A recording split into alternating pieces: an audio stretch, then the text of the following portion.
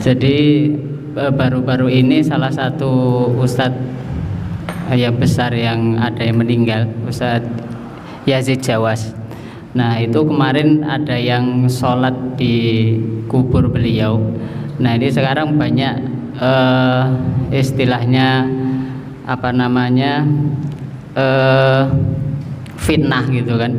Jadi ternyata orang salafi itu juga kuburiyun. Kemudian mereka yang melarang tapi mereka juga melakukan. Banyak sekali yang salah paham tentang hal ini ya, tentang apa namanya larangan sholat di kubur, dan juga ada hadis yang membolehkan sholat di kubur. Moga bisa dijelaskan sedikit saja biar jamaah itu tidak ikut-ikutan berdebat ya tanpa ilmu gitu. Terima kasih. Baik, ini sebenarnya sudah mau ditutup. Berhubung yang tanya senior saya di pesantren. Nah ini yang tanya senior saya di pesantren, gimana lagi? Kalau saya tidak dijawab, nanti bisa dituduh saya.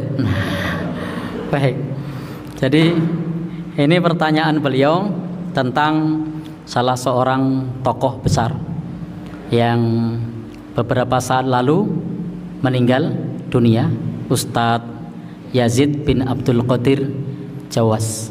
Semoga Allah Subhanahu wa taala merahmatinya, menerima amal ibadahnya, dan mengampuni dosanya. Baik, pertanyaannya bukan tentang meninggalnya, tapi tentang sholat di pemakaman, karena viral tentang orang-orang yang melaksanakan sholat jenazah. Kemudian banyak komentar menurut Ustadz Muslim tadi, atau banyak perdebatan bahwa ternyata orang-orang salafi juga kuburiyun, kata Ustadz Muslim tadi. Nah, orang-orang berkomentar seperti itu. Nah, lalu sebenarnya dalam hal ini bagaimana? Baik, memang ada larangan bagi kita untuk sholat di kuburan atau menghadap kubur. Sholat apa? Sholat yang ada rukuk dan sujud. La tusallu ilal kubur. Janganlah kalian sholat menghadap ke kubur. Itu memang dilarang. Jadi kita tidak boleh sholat menghadap ke kubur. Termasuk masjid pun itu dianjurkan, idealnya tidak menghadap ke arah kubur. Kalau ternyata menghadap ke arah kubur, maka hendaknya ada pembatas, bisa dinding, bisa jalan. Kalau tidak ada pembatas, maka alternatif yang lain adalah usahakan kuburnya tidak terlihat, tidak nampak, karena memang ada larangan untuk sholat menghadap ke kuburan. Tetapi untuk sholat jenazah itu ada banyak hadis dari Nabi. Bahkan Imam Nawawi sendiri, salah seorang ulama mazhab Syafi'i, itu mengutip di Riyadhus Shalihin. Nah, beliau menyusun hadis Riyadhus Shalihin. Di situ ada salah satu hadis yang beliau cantumkan di situ adalah tentang seorang marbot masjid. Nah, tentang seorang marbot masjid yang meninggal dunia, dan Rasul telat mendapatkan kabar. Maka Rasul bertanya, di mana marbot masjid ini? Para sahabat mengatakan sudah meninggal dunia. Maka lebih lanjut, kemudian Nabi mengatakan, tunjukkan kepadaku di mana kuburnya. Lalu kemudian para sahabat menunjukkan kuburnya.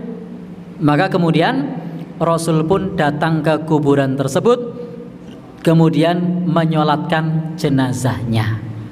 Ini adalah fi'liyah, perbuatan Nabi SAW melakukan sholat jenazah di kuburan. Dan ini dicontohkan oleh Nabi.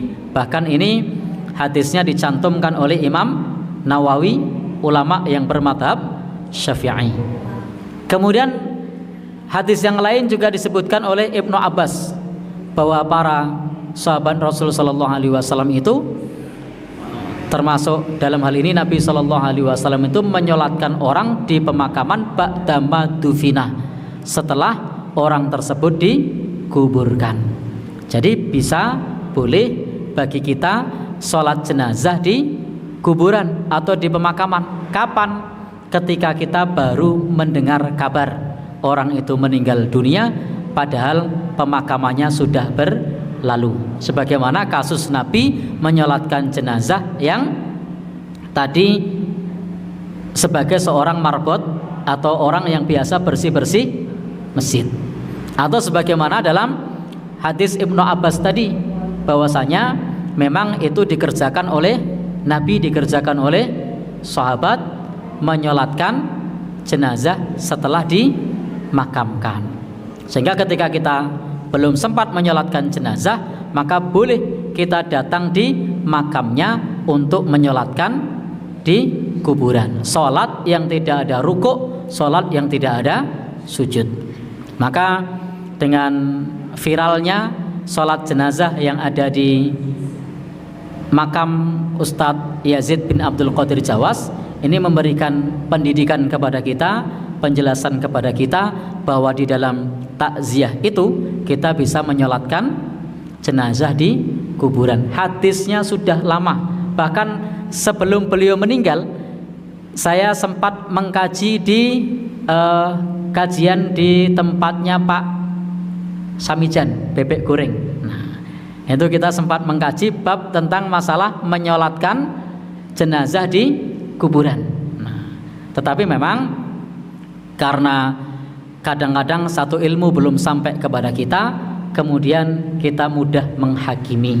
Maka sebaiknya terhadap sesuatu yang kita belum tahu untuk tidak mudah menghakimi. Bahwa apa yang disampaikan oleh saudara-saudara kita Salafi yang mereka menyolatkan jenazah di kuburan itu berdasarkan kepada hadis yang sahih. Wallahu a'lam bishawab.